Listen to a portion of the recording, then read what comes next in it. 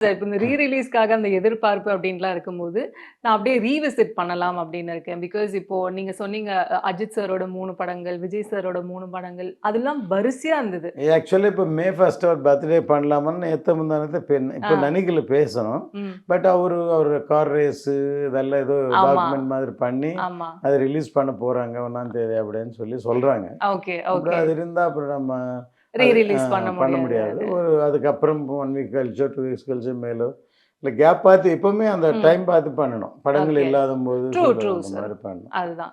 இப்ப அதான் நீங்க வந்து வரிசையா அஜித் சாரும் சரி, விஜய் சாரும் சரி, வரிசையான ஹிட்ஸ்லாம் குடுத்துருக்கீங்க. இப்போ அவங்களோட பாதை அப்படின்ட்டு வேற மாரி இருக்கு. ஆனா அது ரீவிசிட் பண்ணா ஒரு மாரி அவங்க தான் வந்து இப்போ இது நான் விஜய் சாரோட 3 படம் பண்ணேன். ஆமா.